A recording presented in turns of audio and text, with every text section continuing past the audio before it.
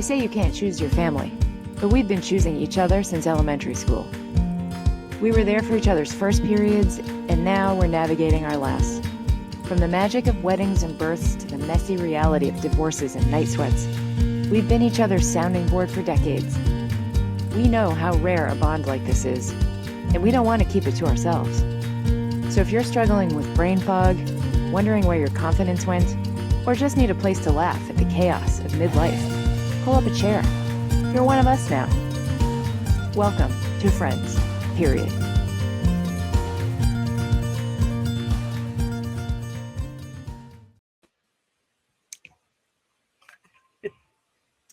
Hey, everybody. Welcome to episode 1 of the Friends Period podcast.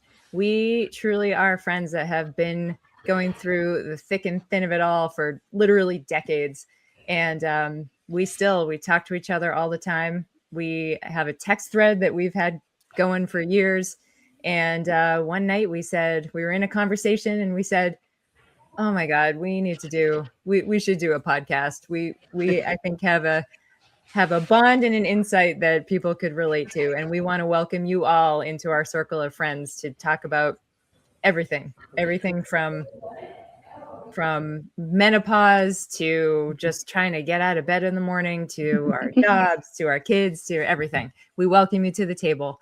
And in this episode, we just wanted to allow you to get to know us and hopefully have some good conversation. So let's get to it. Let's do some intros. What do you say, lady? All right. Hi, everybody. Welcome. So I'm Colleen. After growing up with the best friends ever in Milford, Mass, I've been in Western Mass ever since. I live with my amazing husband for 27 years, my 2 adult children, which still seems nuts to say, and some adorable fur babies. I am Lisa, and currently in a very public space. So if you can hear a bunch of people around me, this is my reality right now. Also grew up in Milford, Mass. Shout out to the Scarlet Hawks. But am currently living in Tennessee. I also like to brag that I'm the youngest of the group. So I would like to pretend like that doesn't mean things aren't happening, shit's not going on, but that's not true. So I'm going to try to talk over the noise behind me, and you know what? It is what it is. This is what life is. It's messy, and here I am. Hi, I'm Megan. I'm currently residing in Mass. I actually live in the town that we all grew up in. My family's here. We're super close. We're up each other's you-know-whats. And maybe a little bit too much so, but I love them and I love being near them. And this is part of my second family. All the ladies from the group chat. My family consists of me and my fur babies, one of which who may make an entrance soon. I don't know what's happening. But yeah, thanks for joining us. And hey again, I am Erin. I also live in the town that we all grew up in. I escaped for a while and found myself sucked back for various reasons. So I have been here for now most of my adult life, going through kids, different careers, marriages, plural, being in a band, like just doing all the things. So, experienced a lot, but definitely am not the same person I was when I was, younger, laying my head down in this house. So it's been an interesting road, but here I am. I'm happy to be here with you all. I don't know. I was thinking maybe it could be fun to go around and see what everyone's memories are of each other. If you have like one memory that stands out, of each of us. Colleen, you want to go first? Yeah. So I have 2 that are super, super clear in my head. One is more of a group thing, and it's fun that it includes my dad too, who no longer lives anywhere near us, but luckily he's still going strong. But he was our coach for softball when we were tiny little girls. He was. And I love that memory because he was probably the beginning of the trophy generation where we didn't have to do very well and he got us all trophies, but it was because he didn't tell us we were great. He just told us we were good people and deserved a trophy. Always the best softball players, but some of us evolved into better softball players than others. I love those old pictures and those memories. Oh my God, the hair. Do you remember the hair in the pictures? So much hairspray. Who knew that you would put so much hairspray into play softball? And then I have another very specific one that seems important to this podcast when we're talking about midlife challenges and going from our first periods to our last periods and everything in the middle is, and Lisa, I don't know if you remember this, but when we were teenagers, or maybe just before, I don't remember how old we were, 12, 13, your mother called my mother and said, can you have Colleen talk to Lisa about her, she just got her first period, blah, blah, blah. So I think we had a good laugh about that because we were probably already talking about it and our mothers felt the need to be somewhat involved in it. So of course we all loved your mom anyway, but that was awesome. The best part is that Nancy would do that without telling me. And I have older sisters, like, and my mom had 6 sisters. Like there's a plethora of females that she could have gone to. Yeah. And I love that she went to your mom and was like, can Colleen help? Yes. Well, and like I said, it was funny because we were probably all already talking about all of those things and they just didn't know. But anyway, I love those memories. Same. One of mine actually involves Colleen as well.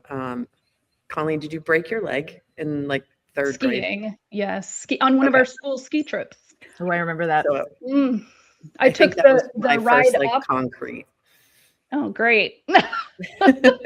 I'm glad that my broken bone is a lasting memory. No. Well, it was like we could now be even closer friends because we didn't all go to the same school starting, like, I think Erin and I think met in kindergarten in that cool 2-story room. But then we moved. So we went to a new neighborhood and I went to a different school for 1st grade and 2nd grade. So coming back into the 3rd grade with all of you, and not necessarily all of you, because I think, Megan, maybe you didn't go to the same school. What school did you go to for elementary school? I went to Woodland. Okay. Yeah. Was it Mia? Someone else went to Brookside, right? Mia is switched to Brookside. And let us tell our listeners, our new friends. Yeah. We have a couple other friends that are part of this circle, this group that are going to be kind of coming in and out. Maybe not regulars, on the podcast, but they'll be coming in and out. It's actually it's a pretty big circle, but yeah. So we have Mia and Tara, who will probably make hopefully more than once in a while appearances. But so the core group of us is 6 that you will eventually meet. But yeah, good note. I still remember when, to answer your question, did Mia go to Brookside? I still remember when her mom, and again, like our moms would talk to each other all the time. Her mom called my mom to break the news that Mia would be transferring from, because I think the district must have like redistricted schools or something, because she didn't move. So, and so I remember I just have such a clear memory of my mother being like, "Oh, hello," and then I could gather from her end of the conversation what had happened and just being so sad, because thinking when you're that age, you think if somebody goes to school, 2 streets away, you're never going to see them again. So Exactly. I was so sad, but and now here we are 1,000 years later and we're still friends. So it all ended up okay. Just a little side note in a defense of myself. I believe that was my only broken bone ever. Oh, maybe just my finger. So yeah, there you go. But I'm glad that's part of your memory bank. Were any of you were you on the lift with me when I fell off the lift during this school trip to, I think it was to Loon Mountain? Oh, we did Sunday River too. Was it? Maybe it was Sunday River. And I don't remember you falling off a lift. That would have made an impression. I think, it might not. I may have been skiing with other people, but no, we were going on one of those quad lifts with the 4 seats, and the person next to me wasn't over far enough. So when I sat down, our little 1980s or 90s, shiny ski pants, just mine slid right off, and the thing started to take off up the mountain, and I flew off, and Yeah, that was embarrassing for an But eighth you're grader. here to tell about it. Yes, miraculously. Yes. But I digress. Speaking of embarrassing, I was just thinking about this. So I have a memory about Erin and Erin's dad. So Erin had, like, growing up, Erin has still an in-ground pool. And so we were walking from the pool area, which was fenced in, back to the house. And I'm holding all of my clothes because we must have changed over there, because I definitely had like my pants and my top, and my bra just fell, and I kept walking. And your dad was like, "Oh, honey, I think you dropped something." And I just wanted the earth to open up and swallow me. And because here's a man who's been married a very long time. He has a daughter. He knows what a bra is, but I was mortified. I do not remember that. That is so funny. That's a bras. Oh, too funny. What I do remember, though, with just still talking about parents, is Lisa. One of my favorite memories is you teaching my mother the electric slide. Ah. Just want to see still an can do it, 80s band. I just went to see an 80s band over the weekend, and we were having an argument as to when the electric slide came out. And I was like, I definitely remember that we learned it like late It elementary had to be school, 90s. middle school. It actually was released first in 1976. No way. And, yeah. And then Wow. it was popularized in 1989. So it still fit into the 80s band realm. So Again, that would in my be elementary, middle, and into high school. Yeah. And again, in my defense, Lisa, I know you bragged about being the youngest in the group, and I will admit that I am the oldest in the group, but I wasn't even alive in 1976. So just a side note, going forward, even I wasn't here for the original. Just to clarify. Yeah. But like my students keep saying, you were still born in the 1900s. No way to avoid it. That stays true. Colleen, we were all That's jealous why we of have you. this podcast. We were jealous of you, Colleen, because you got your license first. Yes. That's true. And I'm going to be 50 first. So that's going to be fun soon. Yeah. But not yet. Not jealous of that. It's going to happen to all of you. I'm sorry. True. All right. Yeah. All right, guys. So as Erin mentioned, this is episode 1. Just we gave you a little bit of background about ourselves, shared some embarrassing and some funny stories. We all know that friends are integral to a happy and healthy life. Here are some statistics that support the importance specifically of female friendships. 88% of women told their best friends something they wouldn't tell their partner. Maybe because they thought their partner wouldn't listen, but maybe that's just me. 41% of women received emotional support from a friend in the past week, and that's compared to 21% of men. And a Harvard Med School study found women with friends aged slower and had fewer physical impairments. I would also like to point out at this moment that that's why we must all look so great still, because we have each other. 100%. Aging slower. Who needs collagen or nighttime And Botox. serums? Yes. And Botox, we have ourselves. So that brings us to the topic of today's episode, which is friendship. Because we are friends, period. That's what brings us all together. That's what keeps us coming back for more. So yeah, some of the things that we wanted to talk about today. I mean, we've talked a little bit about the length of our friendship. We have known each other for 40 years, maybe even more, depending. Some of us pretty more, much. yeah. Pretty much since elementary school. So we definitely fall under the category of lifelong friends.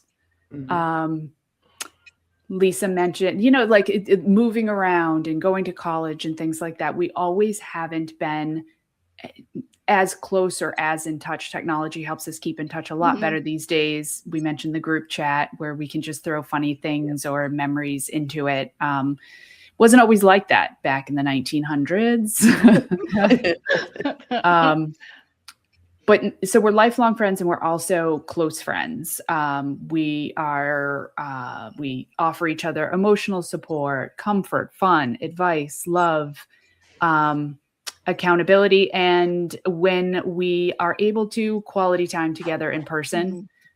Even just putting this podcast together has allowed us a lot of just fun time, Zooming, chatting, and thinking about what's next. So I don't know, some of the questions that we're throwing out there, like, is it easy to make friends later in life? Is it as it was when you were a kid? What do you guys think? I have to say, I always compare my current friendships to you all. And that's hard sometimes to be like, I have a person for that. I have many people for that.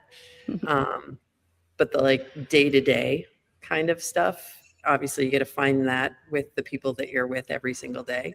But there's always this little like filter that I have that when I meet new people, whether it's at work or just out, I actually went out and into downtown over the weekend, just my husband and I, and chilling.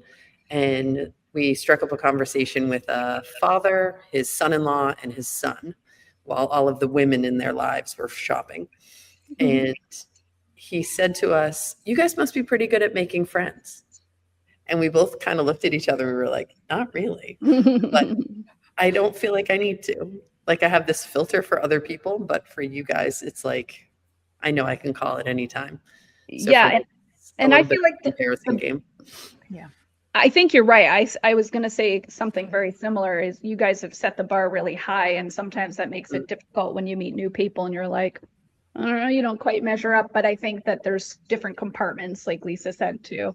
But I do think that I've used you guys as an example throughout both of my children's lives. And I think that shows how much I've thought of all of you forever, that you don't need a whole lot of friends. I think we've been really lucky that we ended up with this group of 6, whereas most people probably only have 1 or 2.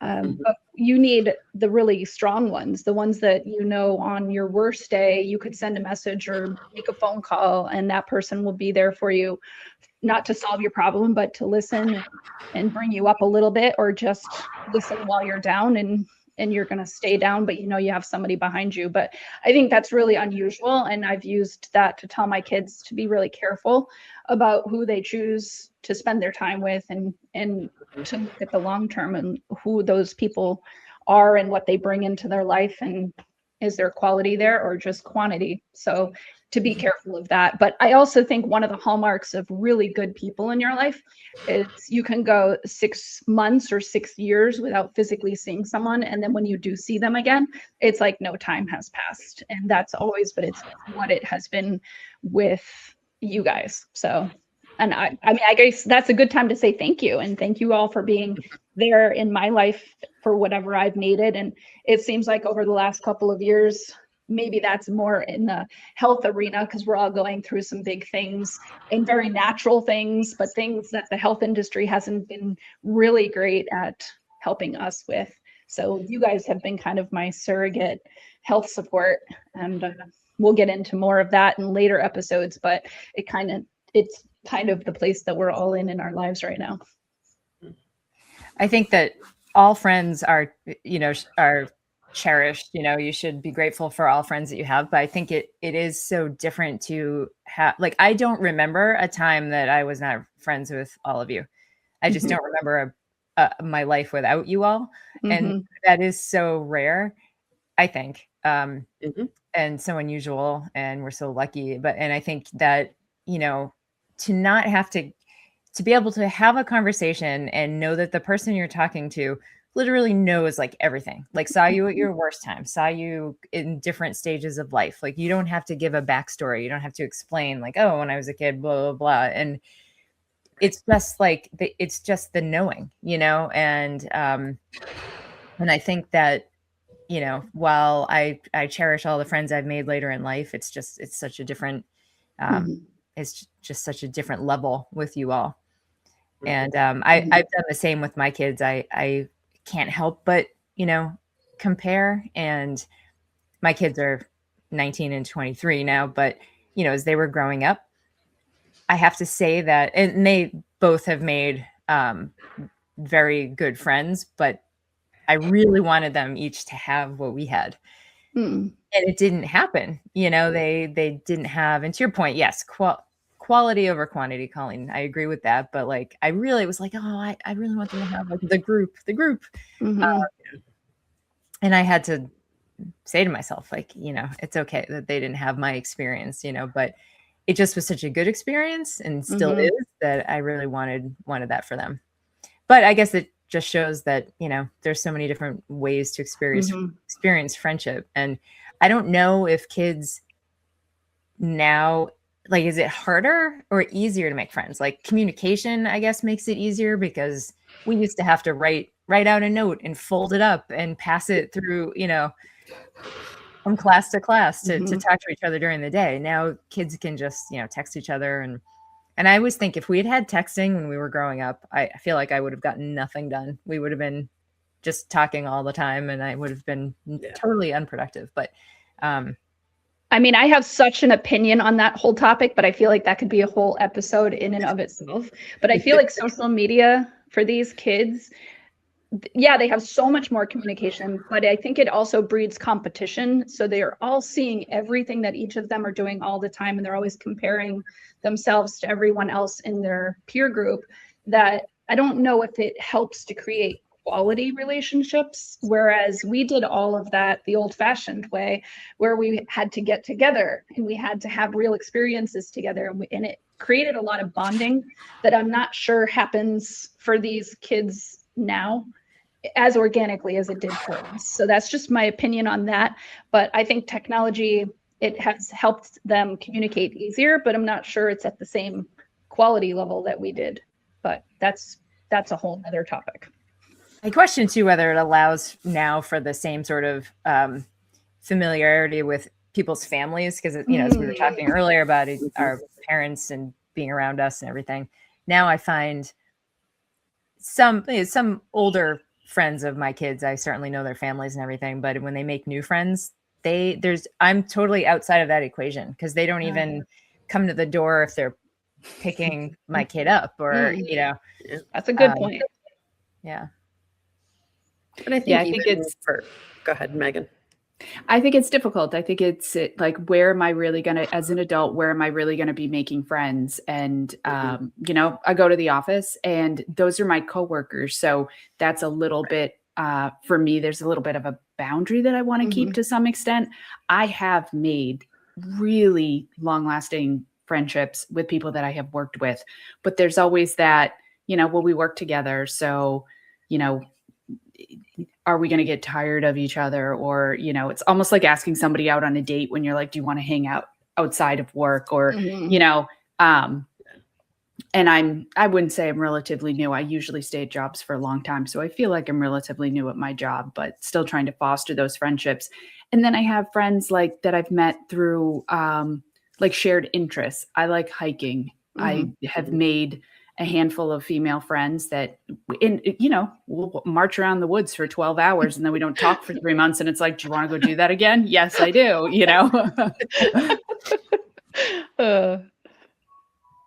Yeah, I think that it kind of gives you somebody said it earlier, like compartments. And I think about how our screen is set up right now, that we're each in our own little box. And I feel like I put my friends in those types of boxes, and like trying to think about, we met naturally by being in school together and then going to CCD together or going to softball together. And as an adult, you just have different areas of being able to go do things, right? Like I play volleyball. So I've met, friends through that, but I definitely don't, go pick them up at their house and meet their extended family or my coworkers. We'll text back and forth. So I have the similar experience as kids right now. But again, I don't necessarily know who of my coworkers is married or who has children. Like I've found that I'm not as good at that as an adult, of inquiring of the beyond. I kind of take them for, here we are at work and we get along really well in what we do. But we don't necessarily like bring it beyond that. And I have a few new friends being new to where I live, that they're like, we should go out sometime. And I feel like I have to do that. Like, oh, I don't drink. So when you say go out for drinks, for me, that's coffee. For you, that's a margarita. And I don't know that that's the best for me. So I love when Erin just pointed out, like, the knowing, like there's a comfort in all of the fact that, you know, I don't have to explain myself anymore. So I do think sometimes that makes me a little more okay with coming home and being like, they're just my coworkers. I already have my 6. I don't need more. So That's maybe this is absolutely where true. we apologize for setting the bar so high. So no, I'm just kidding. Exactly. You guys are rock stars and been there through all of it. No, and actually, that's funny that you say that. We don't have to do those disclaimers anymore. We kind of know everyone's backstory, if you will, so we can get together and do our thing. And it's very, I think it's very comfortable for all of us in our own way. And, you know, show up in sweatpants or show up in jeans, no one cares. So I think those are some really good friendships. So I'm really thankful for that. And I think, you know, the whole basis for this conversation and for this podcast has been, let's open this up to people who may not have what we have, because we know that it's not, you know, from talking to other people, it's not all that common, and it's not, but it's invaluable. And the conversations that we're able to have, you know, when I go to my doctors and they're like, well, these are probably things that you never talked to your mother about, and I'm like, well, that's really sad. But now at least I have these friends that are very open and very honest and very forthcoming with information. And we share things, and even things that we think are, well, there's no way anybody else has ever experienced this thing, and you feel very alone. And then you throw it out there on our group chat and everyone's like, yeah, me too. And I'm like, so seriously, that wasn't just me having this very strange experience, and it made me feel much less alone. And if we can help other people have that sense of relief, I think that's where we'll all feel good about